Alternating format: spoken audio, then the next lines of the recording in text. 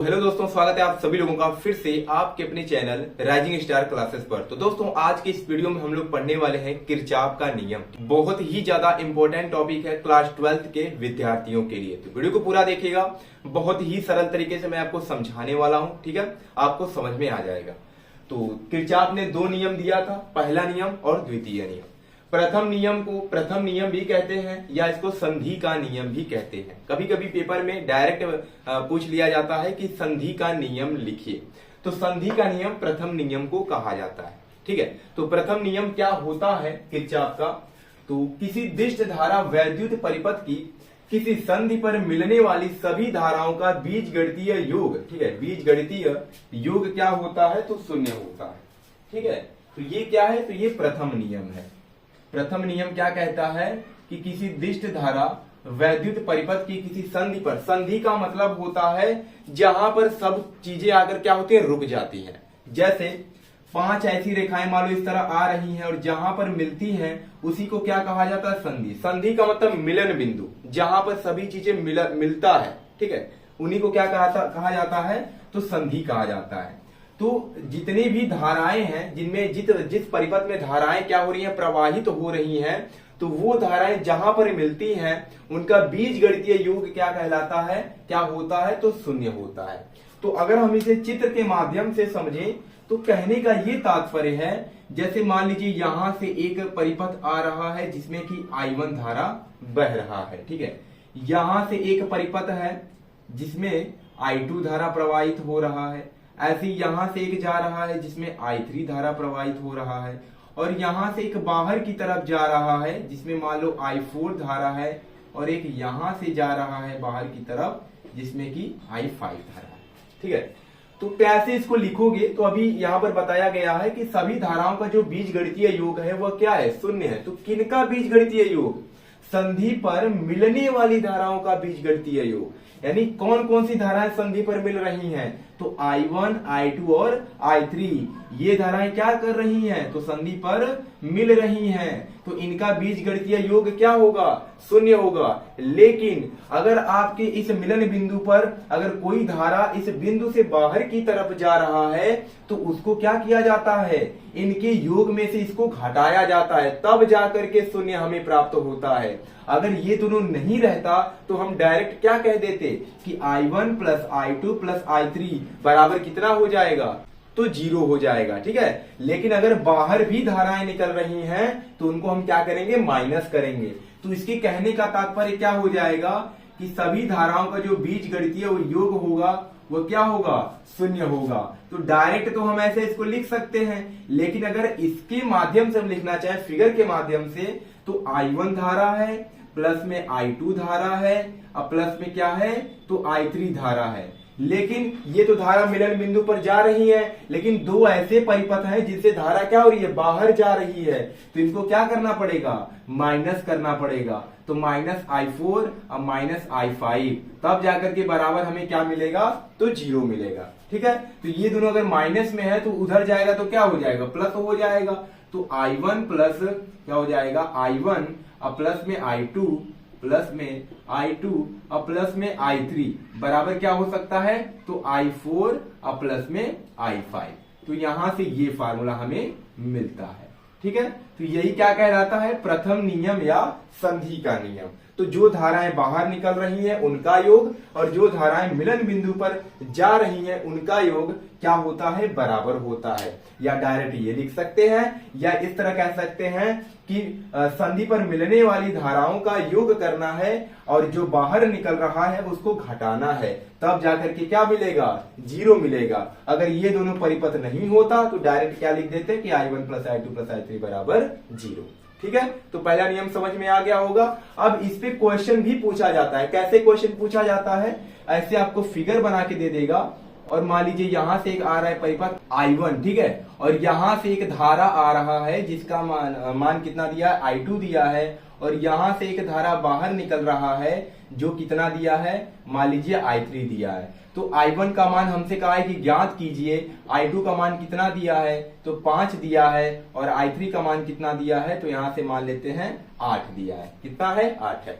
तो आपको पता है कि मिलन बिंदु पर या संधि पर मिलने वाली धाराओं का योग बाहर जाने वाली धाराओं के योग के क्या होता है, बराबर होता है।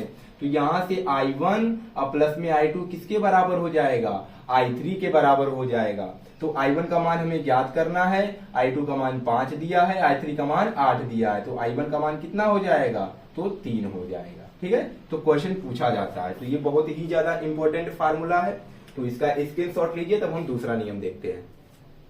तो दोस्तों दूसरा नियम क्या है, तो दूसरा नियम है द्वितीय नियम या लूप का नियम। ठीक है, तो इसको द्वितीय नियम भी कहा जाता है और पेपर में कभी कभी लूप का नियम के नाम से भी आ जाता है। तो दोनों वही नियम है, किरचॉफ का दूसरा नियम कहो या लूप का नियम कहो, दोनों एक ही बात होता है। तो क्या होता है द्वितीय नियम, तो किसी वैद्युत के, ठीक है, किसी वैद्युत के बंद पास अथवा वैद्युत परिपथ रहेगा यहाँ पे। ठीक है, देख लेते हैं एक बार, तो क्या यहाँ पे, ठीक है, परिपथ है, किसी वैद्युत परिपथ के, यहाँ पर क्या है, वैद्युत परिपथ, क्योंकि परिपथ की ही बात हो रहा है ना यहाँ पे। किसी वैद्युत परिपथ के बंद पास अथवा लूप के विभिन्न खंडों में प्रवाहित धाराओं, ठीक है, एवं उनके संगत प्रतिरोधों के गुणनफलों का बीजगणितीय योग उस पास में कार्य करने वाले वैद्युत वाहक बलों के बीजगणितीय योग के बराबर होता है। तो आप सोच रहे हैं सर हमें तो समझ में ही नहीं आया ये क्या लिखा है। तो देखिए यहाँ पर ये बताया गया है कि यहाँ पर जो आपको फिगर दिखाई दे रहा है ना, ये परिपथों को मिला करके एक बंद पास बनाया गया है। ठीक है, बंद पास मतलब जान सकते हैं एक बंद डिब्बे के जैसा नहीं दिख रहा है, इसी को कहा गया है। जैसे एक डिब्बा दिख रहा है आपको ABEF और एक क्या दिख रहा है BCDE, तो इसी को कहा गया बंद पास। तो इसमें ये कहा गया है कि अगर हम एक बंद पास यहां से लेते हैं तो इनमें वैद्युत धारा और प्रतिरोधों के जो गुणनफलों का बीजगणितीय योग है वह इसके वैद्युत वाहक बलों के बीजगणितीय योग के क्या होता है, बराबर होता है। तो यहाँ पे अगर हम पहले बंद पास के लिए अगर हम फार्मूला निकालें तो क्या बनेगा, तो हम लिखेंगे प्रथम बंद पास ABEF में क्या लिखेंगे, प्रथम बंद पास, प्रथम बंद पास, ठीक है, बंद है ना चारों तरफ से, प्रथम बंद पास ABEF में, प्रथम बंद पास ABEF में, ठीक है, ABEF में।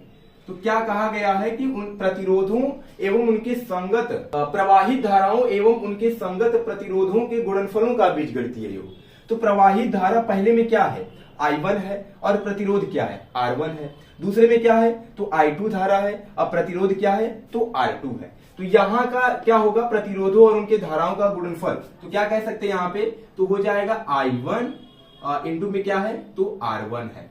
कहा गया है बीजगणितीय योग, ठीक है, तो प्लस हो जाएगा, यहाँ पे क्या हो जाएगा, प्लस हो जाएगा। दूसरे परिपथ में क्या है, तो प्रतिरोध R2 है, धारा क्या है, I2 है। लेकिन यहां पर अगर ध्यान से देखेंगे तो यहाँ पे धारा इधर से इधर प्रवाहित हो रही थी, दिख रहा है ना, ये चिन्ह बनाया गया, तो धारा इधर से इधर प्रवाहित हो रही थी। तो इसको नीचे भी क्या होना चाहिए, ऐसे जाना चाहिए और ऐसे जाना चाहिए था, ऐसे जाना चाहिए था ना परिपथ के अनुसार। लेकिन नीचे वाली परिपथ में भी धारा दिख रहे हैं इधर ही प्रवाहित हो रही है, तो पहले में भी इधर और इसको इधर जाना चाहिए था, लेकिन ये विपरीत दिशा में आ रही है, तो चिन्ह कैसा होगा, ऋणात्मक होगा। तो यहां से जब हम दूसरा परिपथ लेते हैं तो इसमें प्रतिरोध और धारा का गुणनफल किसमें होगा, ऋणात्मक में होगा, क्योंकि धारा विपरीत दिशा में प्रवाहित हो रही है। तो क्या हो जाएगा, माइनस हो जाएगा I2 इंटू में क्या हो जाएगा R2। अब बराबर क्या होता है, वैद्युत वाहक बलों के बीजगणितीय योग के बराबर होता है। तो पहले में वैद्युत वाहक बल कितना था, E1 था, और दूसरे में कितना है, E2 है। लेकिन यहाँ पर भी वही चीज है, पहले में इधर था लेकिन दूसरे में भी इधर ही हो रहा है, दूसरे में भी विपरीत ही हो रहा है। तो जब धारा ऋणात्मक है तो वैद्युत वाहक बल भी ऋणात्मक होगा। तो क्या हो जाएगा, E1 और प्लस में हमें लेना है, बीजगणितीय योग लेना है, और क्वेश्चन में E2 का मान किस में आएगा, तो माइनस में आएगा। तो क्या हो जाएगा, माइनस E2। अगर माइनस का यहाँ पे हम गुणा करते हैं तो क्या मिलेगा, I1 R1 minus I2 R2, और बराबर क्या हो जाएगा, E1 और माइनस में हो जाएगा E2। ठीक है, ये क्या हो जाएगा, तो ये प्रथम बंद पास ABEF के लिए हो जाएगा। वैसे ही नीचे भी एक बंद पाथ दिखाई दे रहा है, तो इसके लिए भी अलग फार्मूला बनेगा। तो दूसरा बंद पाथ क्या है, BCDE है। तो लिखेंगे द्वितीय बंद पास, दूसरे में क्या है, द्वितीय बंद पास। ठीक है, तो इसमें क्या हो जाएगा, तो इसमें भी वही चीज करना है, प्रतिरोधों और धाराओं के गुणनफल के बीजगणितीय योग के क्या होगा, तो बराबर होगा। तो यहां से अगर पहले परिपथ के लिए देखें तो पहले में धारा क्या है, I2 है, और प्रतिरोध क्या है, R2 है। तो यहां से हो जाएगा I2 और R2, ठीक है, क्या हो जाएगा I2 इंटू R2। अब देखते हैं दूसरे वाले में धारा उसी दिशा में प्रवाहित हो रही है कि विपरीत दिशा में। अगर विपरीत दिशा में होगा तो दूसरे में क्या हो जाएगा, माइनस हो जाएगा, जैसा यहाँ पे हुआ था। तो पहले तो हम प्लस लगाएंगे क्योंकि बीजगणितीय योग के बराबर होता है। तो यहां से धारा आ रहा है और नीचे उसी दिशा में जा रहा है। देखिए यहां से तीर का निशान बना और नीचे गया, फिर उधर ही चला गया। इसका मतलब धारा यहाँ पे क्या लेना है, प्लस लेना है। तो क्या हो जाएगा, प्लस हो जाएगा। यहाँ पे प्रतिरोध R3 है तो धारा भी क्या होगा, I3 होगा। तो क्या मिल जाएगा यहाँ से I3 और R3। अब बराबर क्या मिलेगा, तो बीजगणितीय योग किसके बराबर होता है, वैद्युत वाहक बलों के बीजगणितीय योग के बराबर। तो दूसरे में E2 है लेकिन तीसरे में कुछ नहीं है, तो केवल क्या रहेगा यहाँ पे, तो E2 रहेगा। ठीक है, अब देखिए I3 का मान हम क्या रख सकते हैं, I1 प्लस I2, क्योंकि दोनों का धारा इसी में तो आ रहा है। तो I3 का मान कितना है, I1 प्लस I2 है। तो यहां से क्या मिल जाएगा, I2 R2, अब प्लस में क्या हो जाएगा, I3 का मान, ये हो जाएगा I1, अब प्लस में हो जाएगा I2, I2 में क्या है R3, अब बराबर क्या दिया है, तो E2 दिया है। ठीक है, तो ये क्या होता है, ये द्वितीय बंद पास BCDE के लिए फार्मूला है। और ये प्रथम बंद पास के लिए, किसके लिए है, प्रथम बंद पास ABCD के लिए। तो यही क्या कहलाता है, द्वितीय नियम या लूप का नियम। तो दोनों नियम क्लियर हो चुका होगा और ऐसे ही आपको पेपर में लिखना है। और अगर आप लोगों को किसी भी टॉपिक में दिक्कत है, किसी भी टॉपिक में प्रॉब्लम आती है, तो आप कमेंट बॉक्स में लिख दीजिएगा। अगले वीडियो में मैं उसको अच्छे तरीके से आपको समझा दूंगा। तो चलिए मिलते हैं नेक्स्ट वीडियो में एक नए टॉपिक के साथ। तब तक के लिए धन्यवाद।